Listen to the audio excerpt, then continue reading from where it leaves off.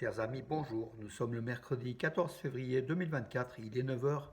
Quelques news de l'Arménie, de l'Artsakh et de la diaspora arménienne. Donc l'affichette du festival, sixième festival international du Duduk, ce samedi à 20 heures au théâtre de la ville de Valence. Un spectacle à ne pas manquer. C'est le summum de la culture arménienne, hein, le Duduk, avec beaucoup. Il n'y a pas que le Duduk, il y a le canon, d'autres instruments de musique.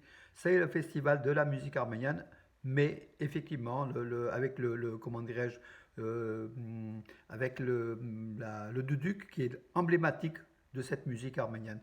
Donc ça sera ce samedi 17 à 20 heures au théâtre de la ville de Valence. Dépêchez-vous, il reste encore quelques places. Voilà, donc vous pouvez prendre à la maison du tourisme donc des billets. Euh, sur place, il n'en restera peut-être pas, voilà, donc le jour même. Voilà mes amis, donc, et puis donc bien sûr l'information hier, la triste information hier, à 5h30 du matin, dans la région de Sunik, près du village de Nerkinhand, le village arménien qui est à la frontière entre l'Arménie et l'Azerbaïdjan, la partie de l'Artsakh occupée du moins, euh, quatre combattants arméniens, ce sont des soldats volontaires en fait, hein, des Yerrabah, ont été tués et un autre blessé par des tirs azéris. Voilà, un grave incident de l'Azerbaïdjan qui, la veille, avait affirmé que les Arméniens avaient tiré sur des positions azéries. Donc c'est en vengeance qu'ils l'ont effectué. Mais rien n'indique que les Arméniens ont tiré donc la veille. Donc ça peut être une fausse de la désinformation pour que l'Azerbaïdjan, après l'élection d'Aliyev, puisse montrer de la force donc, en abattant quatre soldats arméniens pratiquement désarmés parce qu'ils ne s'attendaient pas du tout, ils étaient à découvert. Hein, voilà. Donc 4 tués, c'est quand même un incident très grave.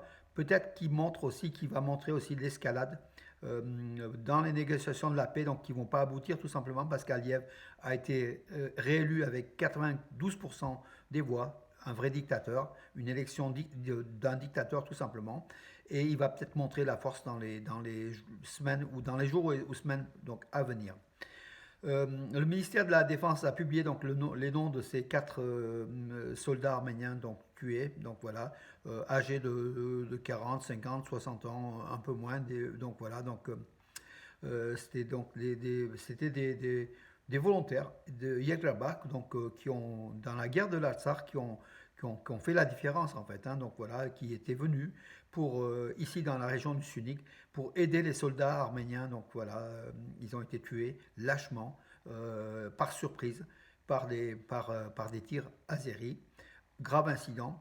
Bien sûr, le monde a condamné. L'ambassadrice des États-Unis en Arménie, Christina Quinn, a exprimé ses condoléances aux familles et au ministère de la Défense. Par contre, il est à noter que malgré cette note donc, placée sur la page Facebook de l'ambassade des États-Unis à Yerevan, aucune désignation de l'agresseur azerbaïdjan l'agresseur qui était flagrant en fait. Hein.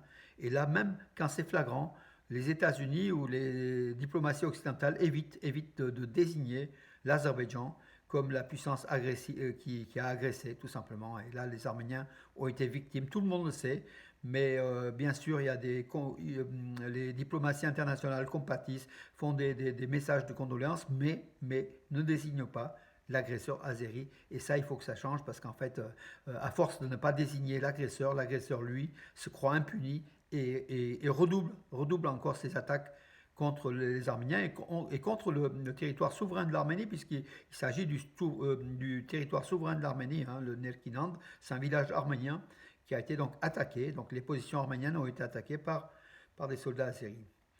Donc Mirzoyan, donc Arad Mirzoyan était hier à Bruxelles, le chef de la diplomatie arménienne. Il a rencontré le chef de la diplomatie européenne, Joseph Borrell. Ils se sont rencontrés donc à Bruxelles. Bruxelles a appelé à la baisse de la violence pour la non-déstabilisation de la région et à la frontière arméno-azérie.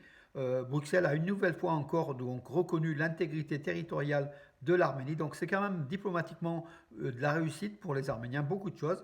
Et c'est vrai que Bruxelles a changé, hein, avance vraiment à grands pas pour soutenir l'Arménie, mais au-delà des condamnations, il n'y a pas vraiment de sanctions. Donc. Et nous, on attend des sanctions de l'Azerbaïdjan. L'Union européenne peut sanctionner facilement l'Azerbaïdjan, déjà en arrêtant la fourniture de gaz russo-azéri qui transite par l'Azerbaïdjan et dont l'Europe paye bon an, mal an, entre 20 et 30 milliards d'euros à l'Azerbaïdjan qui servent bien sûr à son armée.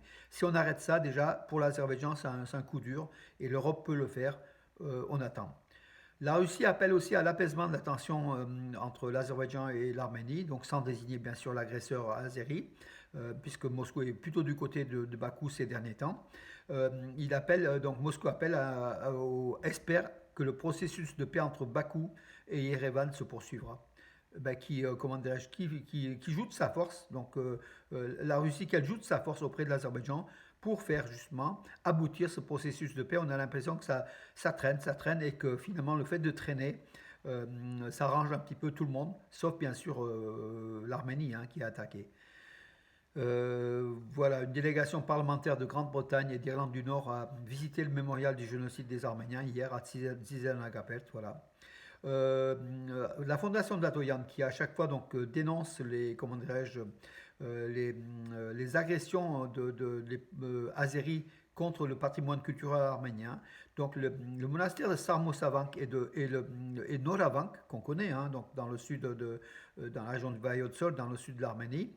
Euh, les Azéris, le gouvernement donc azéri lance des plans de campagne en affirmant que pour envahir l'Arménie, qui considère étant l'Arménie actuelle, étant l'Azerbaïdjan occidental. Donc voilà, ils s'approprient le Sarmosavank et Noravank, disent que ce sont des monastères ou des églises construites par des Albanais du Caucase. Les Albanais du Caucase qui sont l'ancêtre pas des Azéris, mais de cette population qui vivait quand même sur l'espace actuel de l'Azerbaïdjan et qui était chrétien, effectivement, mais ce peuple a disparu. Donc voilà, ils veulent tout faire, les Azéris, pour dire que ces églises arméniennes ne sont pas arméniennes, voilà, pour essayer de déposséder les Arméniens de leur patrimoine sur le sol de l'Arménie. Ça, c'est le plus extraordinaire. Le gouverneur de la région de Gerarkonik a démenti les rumeurs d'évacuer la ville de Vartanis. Des rumeurs couraient que le gouvernement arménien essayait de délocaliser certaines administrations, donc de les faire partir de Vartanis, qui est autour du lac Sevan en fait, dans la région de Gerarkonik, et que c'était un plan d'évacuation de Vartanis pour céder à l'Azerbaïdjan. Ce sont des rumeurs, voilà, et le gouverneur, avec des éléments précis, a indiqué que ce n'était pas le cas, en fait, c'était faux. Et effectivement, il faut quand même se méfier des rumeurs. Mais les rumeurs profitent surtout à l'Azerbaïdjan, donc ça ne profite pas du tout à l'Arménie. En tout cas, dans les faits, c'est comme la ville de Merli. Des rumeurs courent pour son évacuation, mais rien n'est fait en fait. Voilà. On ne sait pas qui colporte ces rumeurs. Peut-être l'Azerbaïdjan, par ses valets, par ses agents, ou peut-être l'opposition qui aujourd'hui on n'entend pratiquement plus parler, mais qui est là pour donner des coups au gouvernement Pachinian qui a déjà fort à faire. Voilà. Les eaux minérales de Tchermouk, donc Tchermouk qui est connu, ce sont les eaux minérales donc, les plus connues d'Arménie, mais connues aussi dans l'ex-espace de l'Union soviétique, ont été donc provisoirement interdits d'exportation vers la Russie, puisqu'il y a eu un incident. Donc à Vladikavkaz, quelqu'un s'est dit brûlé, avoir subi une brûlure en buvant de Tchermouk à voir. Donc, voilà, donc comment dirais-je, les autorités russes sanitaires de consommation sont en train de faire une enquête, on verra. Voilà. Et c'est vrai que l'arrêt de l'exportation du Tchermouk vers la Russie, pour l'économie arménienne, c'est un coût quand même important puisque c'est très très connu et c'est, comment dirais-je, ça rapporte beaucoup de devises à l'Arménie. Le directeur du centre médical de Martouni, justement dans la région de Vartanis, c'est le chef-lieu de Martouni en Arménie, a été démis de ses fonctions. On ne sait pas les raisons pour lesquelles il a été démis de ses fonctions. Ça sent la corruption, ça sent voilà, les malversations, voilà, tous des éléments de ce type-là plutôt. Donc que la situation médicale et sanitaire de cet hôpital qui marchait, qui a été inauguré d'ailleurs en 2023. Donc voilà. Alors, l'Union européenne a accordé 5,5 millions d'euros supplémentaires d'aide humanitaire aux Arméniens déplacés de l'Artsakh qui sont en Arménie. En fait, voilà, donc 5,5 millions, ça a été décidé donc hier. C'est plutôt une bonne nouvelle, voilà. Ça va aider quand même cette population à s'intégrer davantage. Donc il y avait 12,2 millions déjà d'euros qui étaient déjà donc versés à l'Arménie par l'Union européenne pour les réfugiés de l'Artsakh. Donc ça complète ça. Il en faut, il en faut. Moi j'avais le chiffre de 29 millions d'euros, bon on verra. Donc écoutez, en tout cas l'Europe aide l'Arménie à intégrer aussi cette population arménienne de l'Artsakh réfugiée en Arménie en attendant le retour sur leur terre d'origine, leur patrie, où ils ont été expulsés donc en septembre dernier, où ils vivaient depuis 3 millénaires déjà. Voilà. Et puis mes amis, commençons par les très bonnes nouvelles. Hein. Donc en lutte, championnat d'Europe de lutte gréco-romaine qui se déroule à Bucarest, capitale de la Roumanie. Malchas Amoyan dans les 77 kilos donc, est devenu champion d'Europe pour la troisième fois. Il s'est imposé 7-0 en finale face au Turc Yunus Bachar. Donc c'est une victoire qui pour nous a une autre saveur encore plus. Voilà. Il a battu 7-0 le Turc en finale et il a gagné pour l'Arménie, donc la médaille d'or, le titre européen. Et puis notre l'ours blanc, vous le connaissez, notre champion olympique de Rio 2016, plusieurs fois champion du monde, 6 fois champion d'Europe, Arthur Alexanian, donc de Gumri, est en finale des championnats d'Europe de lutte gréco-romaine dans la catégorie des 97 kilos ou 87 kilos. Il est dans, pardon, je vais vous le dire, 97 kilos, voilà. Il est en finale, donc ce soir, il luttera pour la médaille d'or, la médaille européenne, et ça sera pour lui, ça sera, s'il gagne, ça sera son septième titre de champion d'Europe. Voilà, donc en attendant, donc tout à l'heure, ne vendons pas la peau de l'ours blanc avant de l'avoir abattu, mais on espère qu'Arthur Alexanian, qui est un candidat sérieux au JO de Paris en 2024, pour une médaille d'or pour l'Arménie, donc voilà, on espère tout à l'heure que l'ours blanc, Arthur Alexanian, puisse être champion d'Europe pour la septième fois. Voilà. Et puis, notons qu'Arthur, non, pardon, pas Arthur, il y a un autre Arménien qui a gagné la médaille de bronze à ces championnats d'Europe. Je vais vous dire son nom, je l'ai mis juste en 2 lignes. Je ne fais pas des articles à chaque médaille parce que les Arméniens en ont beaucoup. Voilà. Non, là c'est Malchas Amoyan.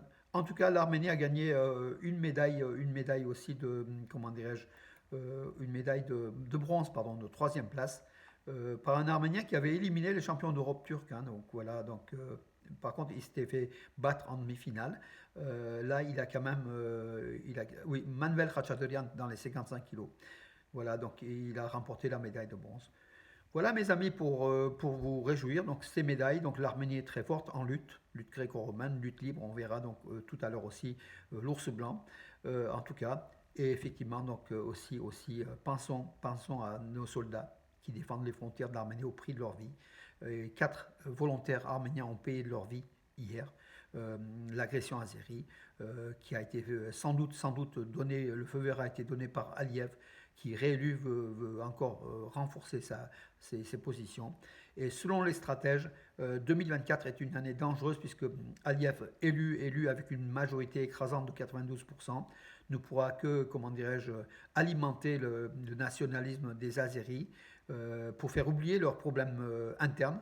Voilà, en attaquant l'Arménie et en titillant, en essayant de faire traîner le traité de paix qui ne sera pas signé avant longtemps, je pense.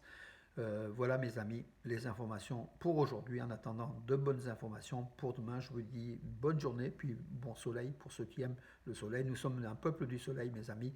Et n'oubliez pas le festival du Duduc ici à Valence, ce samedi au théâtre de la ville à partir de 20h. Bonne journée.